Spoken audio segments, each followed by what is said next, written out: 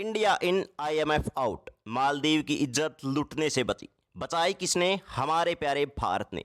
मालदीव का नाम सुनते ही दिमाग में क्या आता है? मोहम्मद मुइज़ू की सरकार, जो भारत के खिलाफ जहर उगलने के सिवाय और कुछ नहीं कर सकते। लेकिन दोस्तों, जब जरूरत पड़ती है तो इस बेहद खूबसूरत बीचों वाले देश, लग्जरी रिजॉर्ट से भरे हुए देश में जब कंगाली छाती है तब भारत ही सामने आता है। ऐसा नहीं था कि मालदीव ने झोली कहीं और नहीं फैलाई। आईएमएफ के सामने, वर्ल्ड बैंक के सामने और अपने परम मित्र चाइना के सामने भी डेफिनेटली मोहम्मद मुइज़ू की सरकार जरूर पहुंची होगी, लेकिन लगता है वहां से उन्हें कुछ मिला नहीं। इवेंचुअली भारत की स्टेट बैंक ने $500 मिलियन की मदद देकर मालदीव को कंप्लीटली दिवालिया होने से बचा लिया। हुआ क्या है दोस्तों, कैसे भारत ने हीरोइक एंट्री की और इतना सब कुछ मालदीव के द्वारा करने के बावजूद आपको बता दें कि भारत की पूरी सेना को वापस लौटा दिया था मालदीव ने। भारत के जहाज वापस लौटाने की बात कह दी थी। ये जिस तरीके की बातें हुई वहां भारत के खिलाफ जहर उगला गया, बकायदा उस सरकार के लीडर के द्वारा और सरकार के लीडर के दूसरे नुमाइंदों के द्वारा। और इसके बाद भी भारत ने आखिर मदद क्यों की, ये सब कुछ जानेंगे इस बहुत ही डिटेल्ड और इंटरेस्टिंग वीडियो में। तो बने रहिए हमारे साथ इस वीडियो के अंत तक। लेकिन उससे पहले दोस्तों, प्लीज हमारे चैनल को सब्सक्राइब कर दीजिए, क्योंकि यह आपके लिए एक सेकंड का काम है, लेकिन इससे हमारी बहुत बड़ी मदद होती है। तो दोस्तों, क्या आपको मालूम है कि मालदीव की इकोनॉमी, मालदीव की अर्थव्यवस्था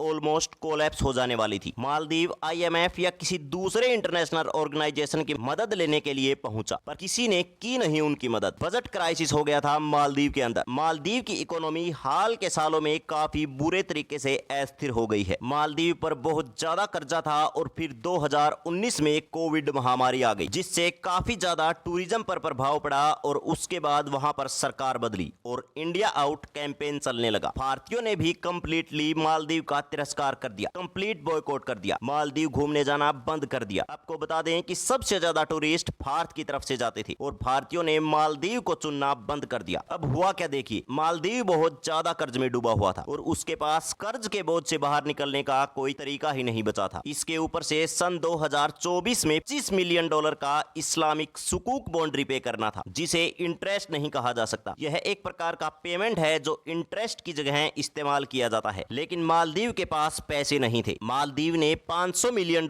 सुकूक से कर्ज लिया था और इस कर्ज को चुकाने के लिए उन्हें जरूरत थी भारत की, क्योंकि अगर मालदीव $25 मिलियन कर्ज नहीं चुकाता तो उनके क्रेडिट रेटिंग बुरे तरीके से गिर जाते। यहां तक कि इंटरनेशनल मार्केट में भी उनकी क्रेडिबिलिटी, उनकी विश्वसनीयता कंप्लीट खत्म हो जाती। चलिए अब समझते हैं कि भारत ने कैसे मदद की मालदीव की। सितंबर 2024 यानी इसी महीने के थर्सडे को स्टेट बैंक ऑफ इंडिया ने मालदीव की $50 मिलियन की ट्रेजरी बिल को 1 साल के लिए एक्सटेंड कर दिया। अब ये ट्रेजरी बिल किस बला का नाम है, आप यह पूछेंगे, तो आपको सरल भाषा में समझाते हैं कि ये ट्रेजरी बिल एक तरह का शॉर्ट टर्म फाइनेंशियल इंस्ट्रूमेंट होता है, जिसे सरकारें फंड रेज करने के लिए जारी करती हैं। यानी किसी सरकार को अपने देश में डेवलपमेंट करना है तो अपने देश के एक हिस्से को समझ लीजिए वो गिरवी रख रही है। एक बिल जारी किया जाता है और उसकी एक वैल्यू रखी जाती है और उतनी वैल्यू डेफिनेटली जो है सामने वाले को वापस की जाएगी। जब किसी देश की इकोनॉमिक हालत कमजोर होती है तो उनकी ट्रेजरी बिल को खरीदने का रिस्क कोई नहीं लेता, लेकिन भारत ने इस रिस्क को उठाया और मालदीव की डूबती इकोनॉमी को सहारा दिया। लेकिन दोस्तों, अब इंडिया और मालदीव के रिश्ते को अगर देखा जाए तो क्या इसे नया मोड़ समझा जाएगा? बिल्कुल समझा जाएगा। यहां पर मालदीव की आईएमएफ ने मदद नहीं की। मालदीव को जब उसकी सबसे ज्यादा जरूरत थी, आईएमएफ आउट हो गया और इंडिया इन हुआ। यह बात किसी से छुपी नहीं है कि पिछले कुछ समय में इंडिया और मालदीव के रिश्ते थोड़े ठंडे हो गए थे। मालदीव के नए राष्ट्रपति मोहम्मद मुइज़ू ने इलेक्शन के दौरान एंटी इंडियन स्टंट ले लिया था। वो पब्लिकली बोलते थे कि इंडिया को अपनी मिलिट्री मालदीव से वापस बुला लेनी चाहिए। यहां तक कि मई 2024 में उन्होंने 88 इंडियन मिलिट्री पर्सनल को हटाने की डिमांड कर दी थी। इस वजह से दोनों देशों के बीच काफी तनाव पैदा हो गया था।